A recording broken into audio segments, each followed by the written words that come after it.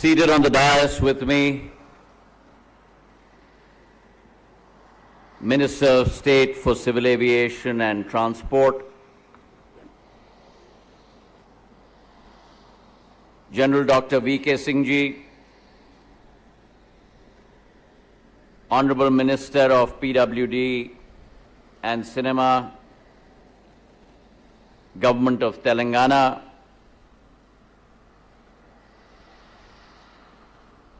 Shri Komiti Reddy Venkat Reddy Sahib,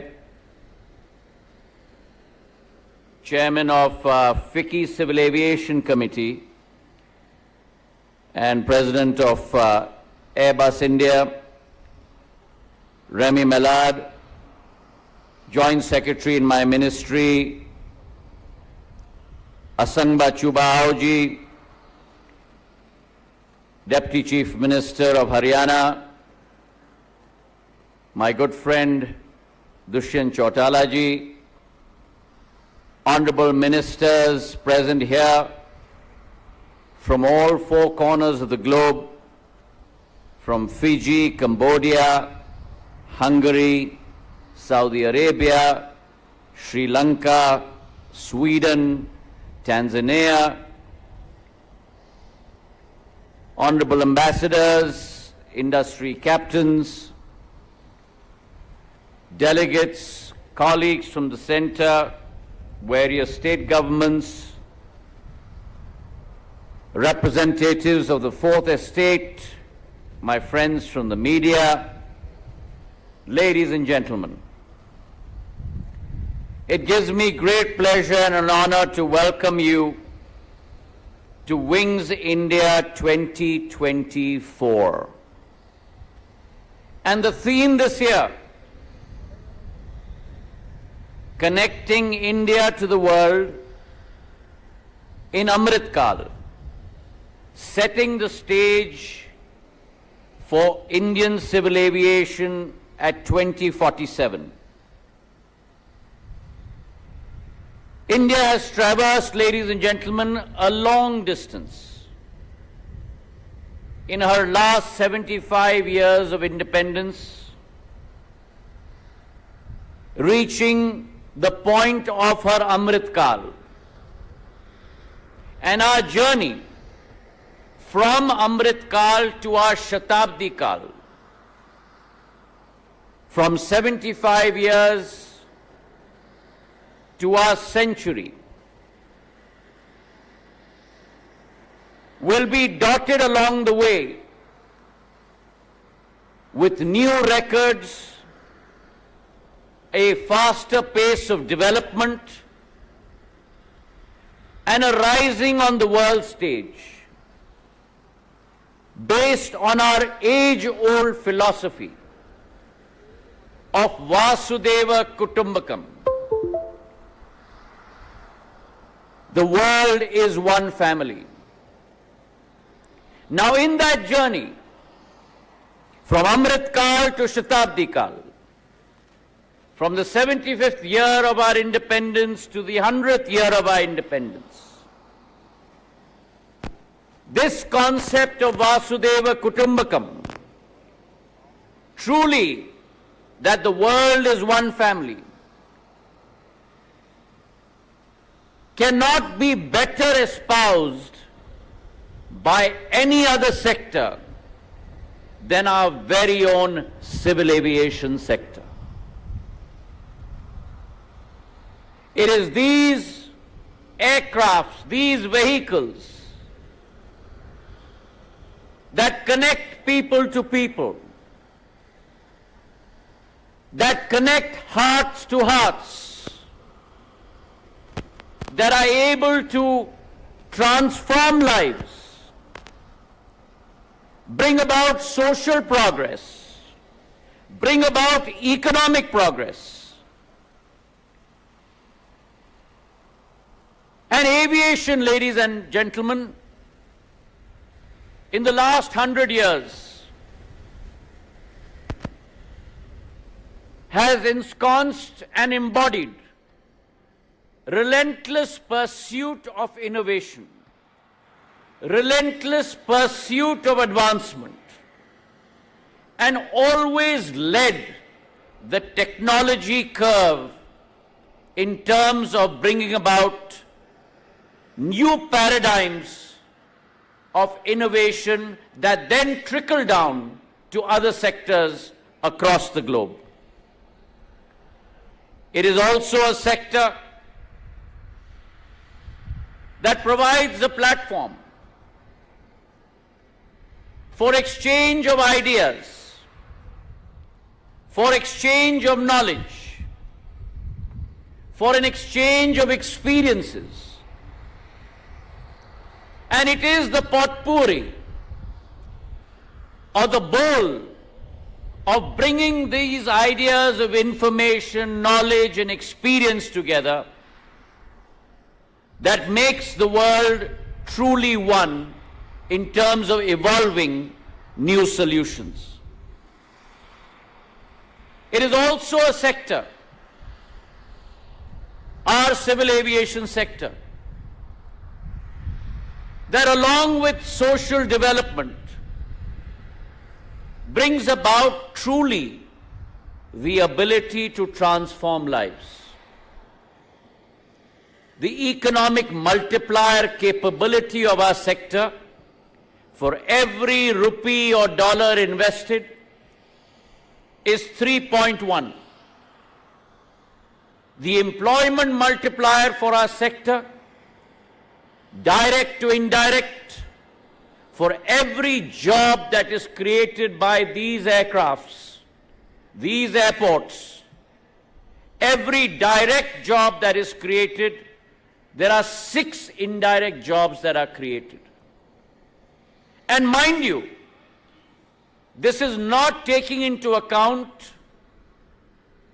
the other multiplier effects that come along with the establishment of an airport, establishment of connectivity through civil aviation, new investment, new infrastructure, connectivity. All these are wonderful multipliers that accompany our sector's development. Now, within this paradigm, India in the last decade under the leadership of Prime Minister Narendra Modi has been a shining star on the global firmament of civil aviation. A country that had only 60 million domestic travelers in 2014, pre-COVID, grew to 145 million. Last calendar year, 2023, we've closed at 153 million. And it is our surmise that our passenger traffic on a daily basis, pre-COVID, the record was 4,425,000 passengers a day. We broke that in low season in April and May this year at 450,000 passengers per day. And in last November, December, we crested that at 467,000 passengers per day. Domestic traffic in the last 10 years has grown at a CAGR, a compounded annual growth rate, a staggering CAGR of 15.3%. International traffic has grown at a CAGR of 6.1%. And today, India is the 3rd largest domestic civil aviation market in the world, the 7th largest international civil aviation market in the world. And if you combine both domestic and international, then the 5th largest civil aviation market in the world. Now, on the one hand, when we talk about passenger traffic, on the other hand, cargo is a sector that must be also spoken about. Our domestic cargo traffic over the last 15 years has grown by close to 60%. Our international cargo traffic by close to 53%. And it is our considered opinion, our opinion, industry consultants' opinion, that today domestic traffic that last calendar year was at 153 million passengers. By 2030, this number from 60 million in 2014 to 153 million in 2023, within 9 years, will grow to 300 million by 2030, ladies and gentlemen. Now that is the potential that India holds, not only to herself, not only to Asia, but to the world. And mind you, let me say that even with achieving 300 million domestic passengers by 2030, we will still be, and I must emphasize, we will still be one of the most under-penetrated markets across the top 20 markets in the world. Which means that even at 300 million domestic passengers, today our penetration is roughly about 3 to 4%. That will grow to about 10 to 15%. We still have 85% penetration to go. That is the potential that this market holds for the decades to come from an Indian perspective. And therefore, ladies and gentlemen,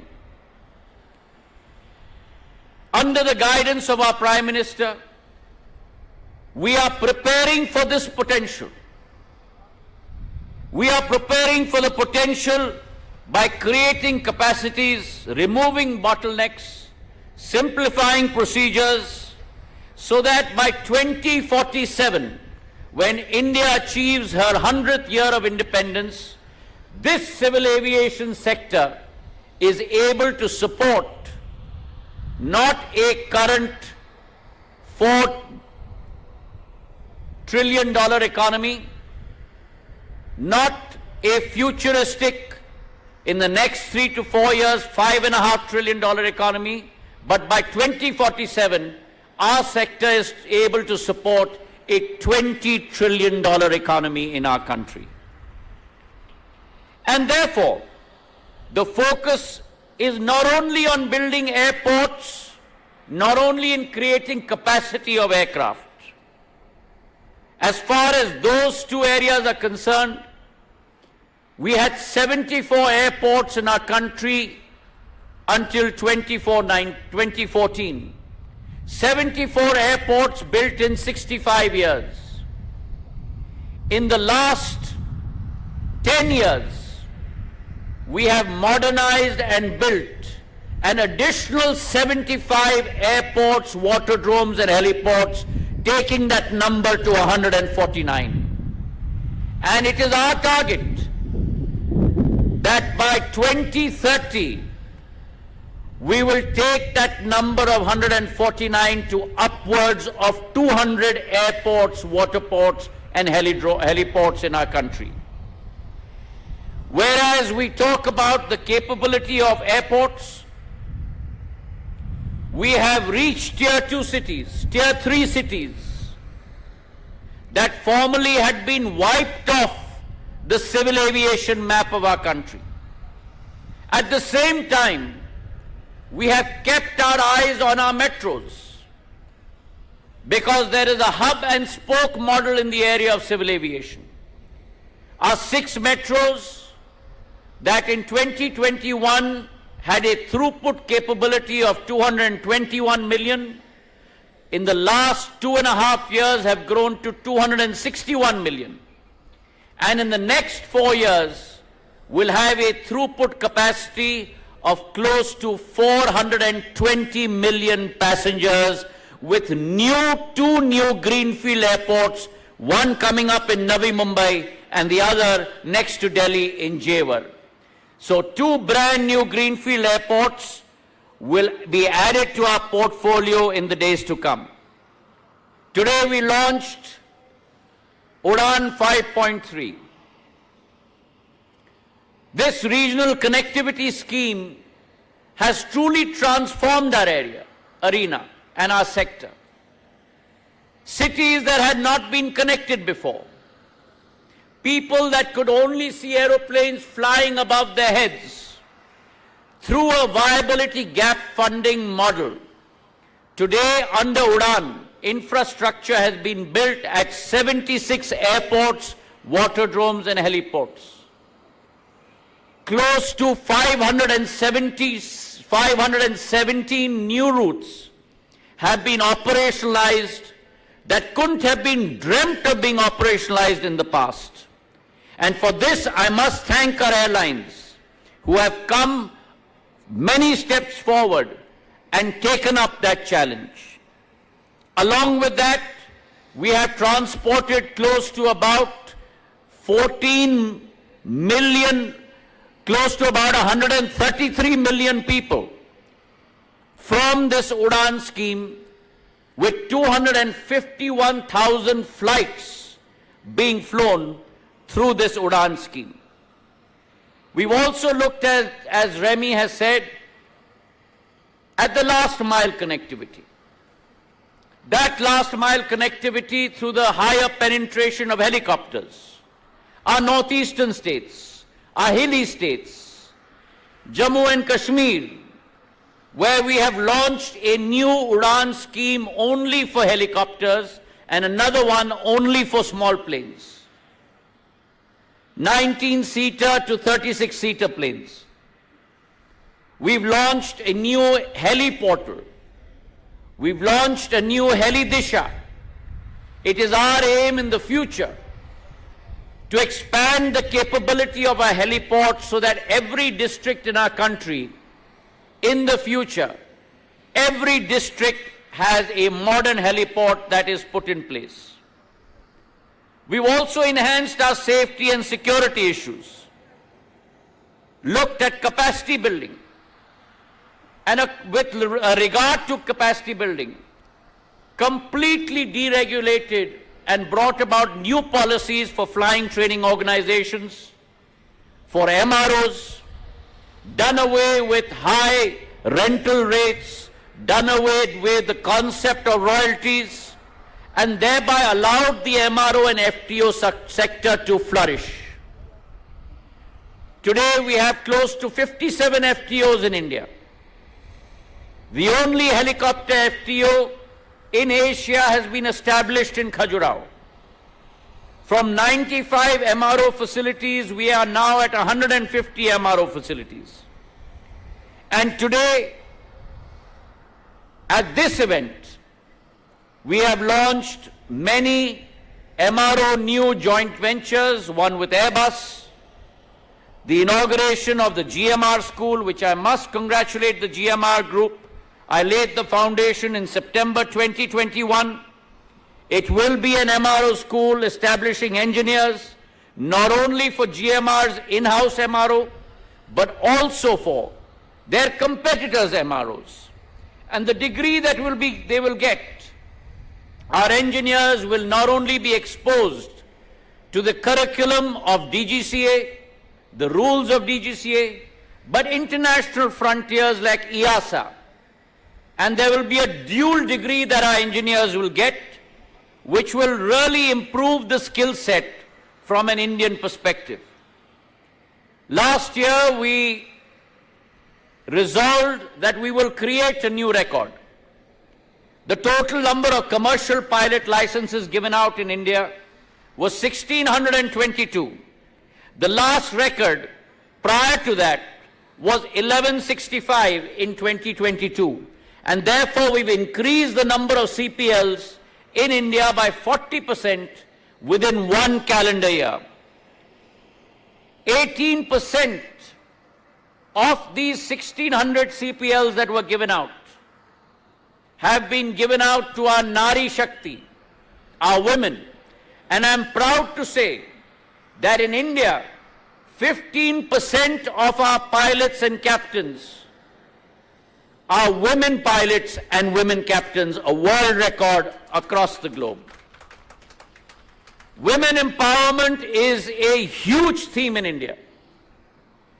And not only in the sector of commercial pilot licenses, but even as far as drones are concerned.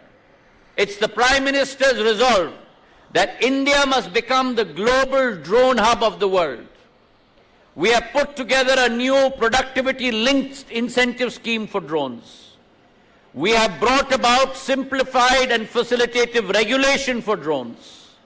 We brought about new demand in terms of a market from 15 government ministries for the drone sector alone.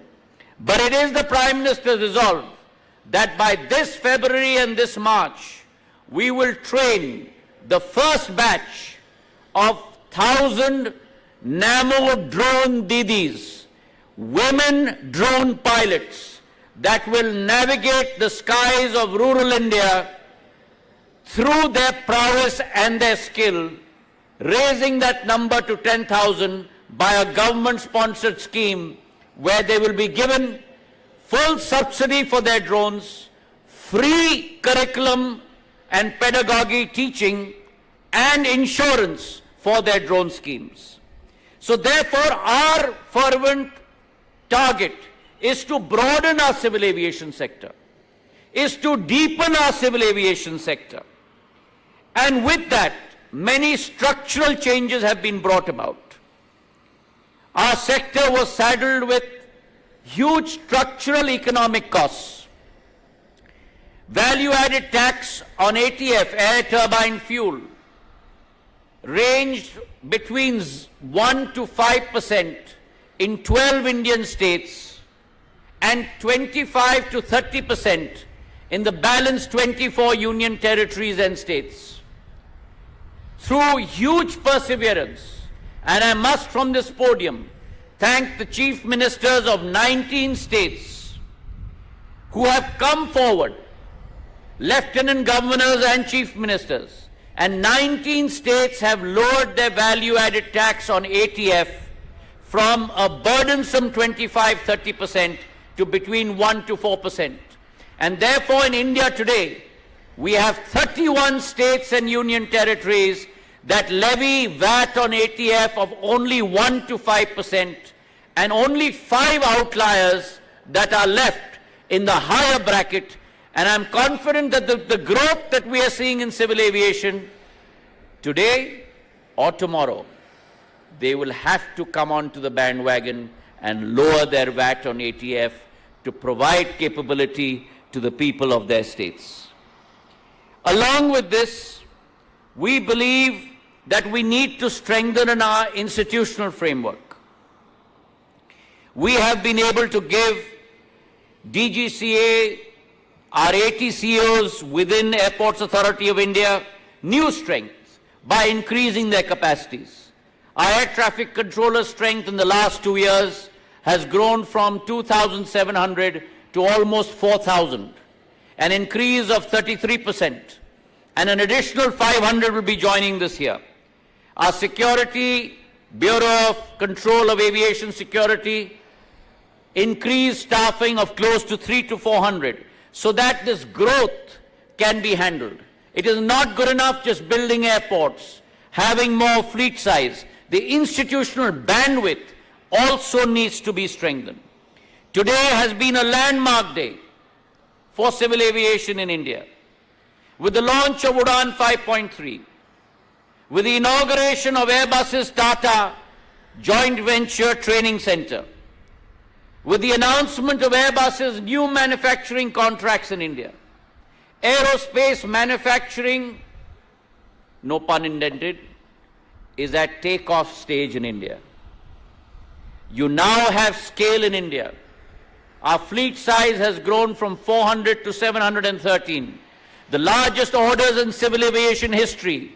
Air India, 470 aircraft, 250 with Airbus, 220 with Boeing. Indigo's 500 order aircraft. Today, the largest air order aircraft by Akasa with Boeing 737, 150 aircraft. Today, India has become the largest purchaser of aircrafts in the world after the US and China. That is the potential that India represents. And therefore, our fleet size is going to grow from 713 to upwards of 2,000 in the next decade. That is the capability. I must on this day congratulate Akasa. India had been replete of stories of airlines shutting down. In the last 10 years under the Prime Minister's growth initiative, we have seen the birth of a new airline in India. An airline that has grown from 2 aircraft to 20 aircraft within a period of 12 months. An order of 76 aircraft, of which 22 aircraft have landed in India. And today another order of an additional 150 aircraft. This is the first, not in the civil aviation history of India. This is the first, not in the civil aviation history of Asia. This is the first, ladies and gentlemen, in the civil aviation history of the world, of the globe. So India has placed the largest orders in the world with Air India and Indigo. India has had a first child in the form of an airline that is born, that has scaled 0 to 2 to 20 aircraft within 1 year. India through Udan has given birth to 5 new regional airlines. Star Air, India One Air, Fly 91, Fly Big, Air Taxi. These are stories that are unfolding in India, hitherto never occurred, but have occurred under the pioneering leadership of Prime Minister Narendra Modi. It is his prerogative, it is his wish, it is his sankalp, his commitment that in the last 10 years the democratization of civil aviation has taken place. Every single citizen must have the ability to fly in an aircraft. And therefore my sector, the civil aviation sector, our sector in India, is characterized by 3 A's: accessibility, availability, and affordability. That symbolizes the character of Indian civil aviation across the world.